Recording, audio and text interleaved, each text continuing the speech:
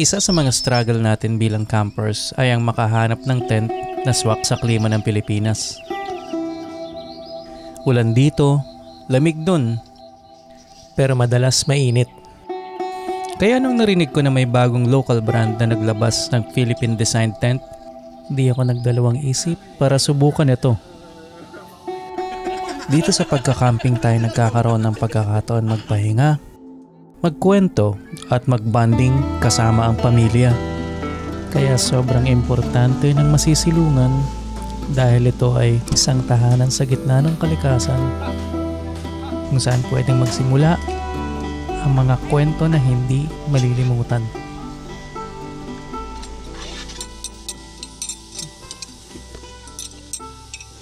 Apat para dun sa lahat ng kanto. And martilyo. Pag muna natin ito. Uunahin na natin to. Oh. Ito yung pwedeng ibabaw, no? Ako si Koy Mendoza, and then ang aking company, kinikater ko is Montana brand. Nagsimula siya as a hobby. Simula kami sa hiking lang, and then nag-evolve. Tapos nag-isip ako ng way dahil noong time na yun mahal talaga yung mga camping gears. So nag-isip ako ng way saan ako makakabili. Then yun nga, natagpuan ko yung may pwede pala tayo mag-outsource. And then ayun, 2020 nabuhay yung kauna-unahang Montana brands. By the way, disclaimer lang. Ito ay hindi sponsored sa akin. Ito ay binili ko. Naglabas ako ng pera mismo para mabili to. So expect nyo na totoo yung gagawin nating review dito. And transparent. Okay? So ito siya, pag nabuo, mas malaki nga siya dun sa dating tent natin na nadihamak na mas malaki to. Konti. Ayan. Ito nga dito, may kokopyahan na tayo. Ganun pala itsura nun. So bale, ito yung ground sheet na kasama nung nag-pre-order. Free ito. Hindi ko lang alam ngayon kung meron pa rin kasama nito pag umorder kayo. Pero maganda yung quality niya. Makapal, para siyang sako. Tibay siya. Saka makapal. Madulas, parang madali lang siya linisin. Ito na yung tent. Ito yung mabigat. Ito yung mabigat, Kuya Richie, grabe. Bigat talaga. Bigat. Oh my golly. Bigat niya. Sana natin. Okay, ito. Dahan-dahan lang kasi baka may masugat. Wala naman, okay naman. Ito, masisira na talaga yung karton, no? Pagka binuksan. Pag binuksan mo to, ayan, o. Baka kulay itim yung niya, yung bag niya. Kuya Rich, thank you. Mas natin. Kailangan malabas lahat muna ng mga pole. Yun. Sana nga lang pagka niligpit, madali pa rin siyang ibalik dito sa loob. Kasi usually yung problema sa mga tent, lalo kapag ganito, nag-iiba yung size niya. Kapag binuksan mo na at ginamit mo, then ililigpit mo na, iba na yung size niya. Ito kasi maayos pa ito. So ito sana maayos. Mabalik natin ang maayos dun. Ito, yung mga poles. Madami Ito pala yung nagpapabigat dyan, yung pole. Bigat to. Ayun, kita mo agad yung niya. May coating siya sa ilalim, silver coating. Ang daming pole. Hilera muna natin. Yan. Dapat alam natin kung saan yun. Kung alin yung para saan. Medyo nakaka-overwhelm kasi ang dami niyang parts. So ang gagawin natin, tatanungin natin yung expert. Kuya Rich, anong magandang unahin dito? Based dyan sa mo, bubuin ko ba muna yung mga pole? Ilatag mo muna yung corner. Ilalatag muna. Tapos i-peg mo yung apat na corner. Okay. Tapos mamaya na to, itong mga pole. Okay. Okay, noted. Ito tingin ko yung mga pegs na natin.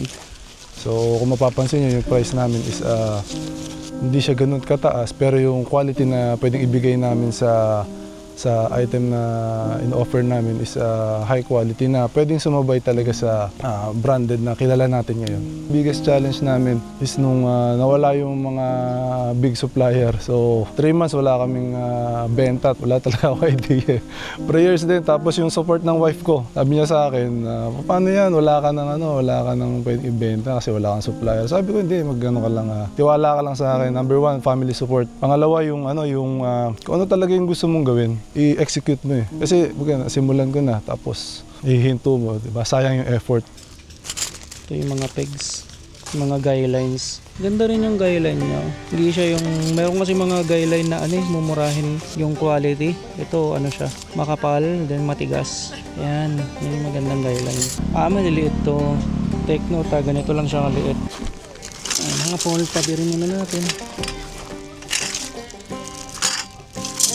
Hanapin natin yung inner. Ito yung inner. Tama. Ito yung outer. Ito yung tela niya, Pops. Ayan, close up natin. Yan yung tela niya. Okay, medyo mas madulas yung ilalim. Ito, parang halos parehas lang naman. Pero maganda siya. Maganda yung quality niya. Pipeg din pala to dito. Kuya, baka mapigta ka. Isasabay to dito. Doon, sa loob. Okay. Pwede ba naman? Galing natin to. Tuunahin daw muna talaga to. Kaakit pa na RTC, ano? Ito mo ba? Ayan, mukhang tama naman. Okay, so ayan na. Sabi ni Kuya Rich, ang susunod daw itong may ikli na pole. Ito na siya. Mukhang ito. Ito isa. Lapit na, Paps. Para sa mga product na in-offer namin, yung quality ng tent namin, gumagamit kami ng, sa ngayon is Oxford material na 150D silver coated. Yung mga iron rod, mga accessories niya is mga premium materials din. Stitching, maganda yung stitching. Kahit ako mismo as an owner, hindi kasi ako maglalabas ng product or item na hindi ko subok or hindi ko nakikita. So lahat ng nilalabas natin sa market is dumaan din sa akin, na-check ko. Napakadali naman pala nito. Di ba? Goods. Hindi ka sure. Okay na. Sara muna natin to. Ito na yung panggitna. Aray ko. So, sa kabilang side, ganun din naman yan. Ganun din yung sa kabila. Ganyan din. Parehas na parehas. So, check natin yung loob. Buo na siya Ito na yung inner tent. Pasok tayo sa loob. Tingnan natin yung itsura. Uy, ganda! Ganda dito sa loob, Pops. Ayan, Pops, yung taas niya. Ito yung taas. Ayan, ito yung loob, Pops. Ayan. Ayan yung taas niya. Meron siyang net. Sa taas. Ito yung kabuuan niya. Laki! Ganda. Tsaka yung quality nung dito sa ilalim, ganda, makapal. Parang rin parehas din sa nature hike namin yung yung quality. Kailangan na lang natin tong outer tent, lagay dun, patong lang naman yan. Tapos yung mga pegs uli, magpipeg uli dyan, then guidelines, then yun na, tapos na. Ang lagay na to. Ito yung outer tent, same quality lang din naman nun dun sa inner. Kapal. Yun close up ko Yan. Kapal siya. Paano malalaman ang harap? Ayan. So yung brand ng Montana doon banda. Yun daw yung parang lower right hand corner. Dapat makikita yun. Yung Montana branding. The reason behind bakit yung branding ko is may Bible verse is because ito yung life verse ko as a Christian before nung nag-accept ako kay Jesus Christ ng way back 2012. So ito na yung ginagamit kong life verse, which is be strong and courageous. Do not be afraid or terrified because of them. For the Lord your God is within you. He will never leave you nor forsake you. So every time na nadadown ako, binabalik at balik lang ako sa Bible verse na to. And nire-remind ako ni God na kahit anong mangyari sa'yo, itong ginagawa mo, hindi kita pababayaan, hindi kita iiwan. And yung business na to is actually not mine, steward lang tayo, pinagkatiwala lang sa atin. So gawin natin yung best natin kahit saang larangan or kahit saan tayong profession.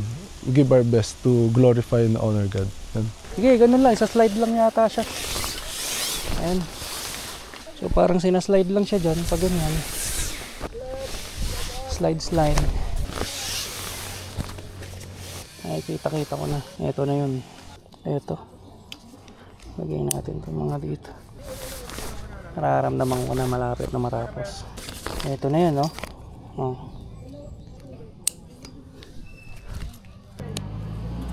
So, ayan na. Last itong side na to. So, ito gagamitin natin. Medyo mas malaki kasi siya. Pwede na natin gamitin yung isa dun para sa isa pang extended awning. Pero ito yung unang gagamitin natin. Kaya siguro ganyan kataas. Pwede na. Or just pang konti. Yan. Ito box yung kabuuan ng setup ng Montana Villa. So far so good. Ang pinaka nagugustuhan ko so far is itong extended awning niya. So sa nakikita ko malaki talaga yung awning. Ayan, malapad siya. Malaki ng sakop. So malilim dito sa ilalim.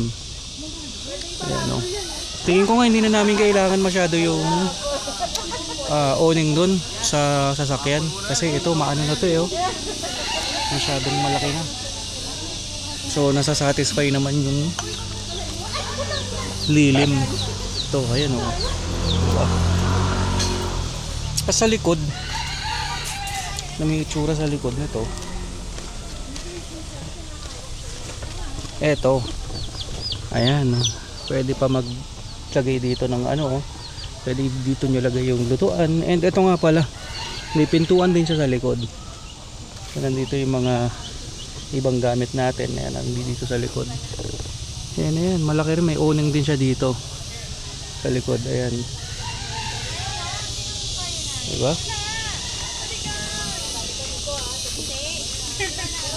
Again, close up natin yung tela. Ayan yung tela. Yung tela nya. Then sa ilalim, meron yung silver coating. So hindi masyado tumatagos yung init. Hindi ko alam kung kita sa camera. Medyo, ayan yung mga tubig or moist kagabi. Hindi pa siya.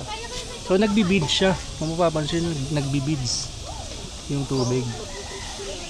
So, papalag nga bang Montana sa ulan?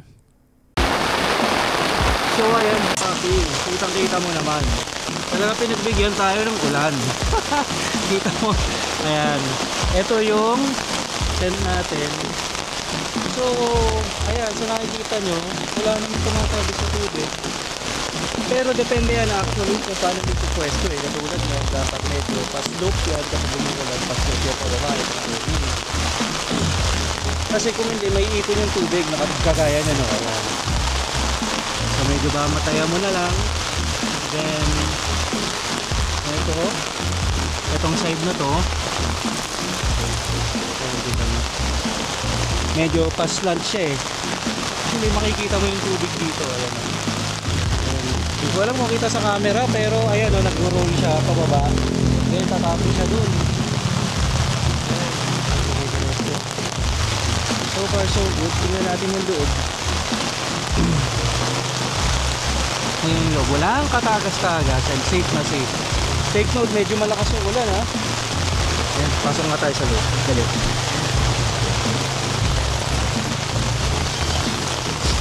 Ito. Pasok tayo dito. Kita mo ayan dry sa loob. Walang kabasa-basa. Diba? Ayan yung likod. Naku, yung towel hindi ko pala naitabi, nabasa tuloy. Nakasampay yun dun Pero yan, okay siya. May awning din dito sa likod. And maayos naman yung pagkakalagay natin ng awning din sa likod. Kaya, bumababa lang yung tubig. Hindi siya naiipon. Yun ang pinaka-importante dyan. Hindi naiipon yung awning. Yung awning. Hindi naiipon yung tubig doon sa awning. Sabat na yun. Tulad nito. O, diba? Yan siya. Dito na ng konti. Ulan. Nice! O, diba? Na-testing natin siya ngayon. First time niya maulanan. So, lead pops. Yan pops. Ito, katulad ng sinasabi ko. Depende yan talaga sa kung paano mo siya inayos yung awning. So, the rule is dapat yung tubig is hindi may ipon dito sa bandang gitna. So, ang ayos mo niyan is medyo nakaslant siya ng konti para hindi maibon yung para hindi maipon yung tubig dun sa gitna. So, parang ganyan siya. Ayan, di ba? Ayan. Ngayon, pagka huminto na yung ulan at talagang nawala na yung ulan, tingin nyo hindi na uulan, pwede nyo siya uling iangat. Itong side na to, iangat lang naman yan tapos i-adjust mo tong tali. Yan, yun lang naman yan. Mahalaga is dry yun dun sa loob, sa ilalim, diba? Nice. And just like that, Pops, natapos ang ating event. 3 days 2 nights. And yung Montana Villa, so far so good. Pinapatuyo na lang yan. Saka natin ibababa. But yun nga, overall feedback is super good itong ating Montana Villa. Pros niya, actually napakadami niyang pros. Malaki siya, unang-una. And yung awning niya is napakahaba. Ayan, kaya talagang mas malaki yung point ng may silong dito. Talagang bawas na bawas talaga yung init. Ang isa sa mga con nito ito nga, itong pinagatian ng zipper sa may extension ng awning kasi may lumalabas dyan, pero na point out ko naman yan kay Sir Koy na, and ang suggestion namin is medyo lakihan itong seam dito, itong tumatakip dito sa zipper, so dapat siguro mga hanggang dito dapat yan namin. So ayun, na-note naman daw niya. Okay, so overall yun lang naman. Kita ulit tayo sa sunod na tent review and hopefully mas marami pa tayong ma-review in the future. Okay, thank you once again kay Sir Koy ng Montana PH for giving us time for the interview.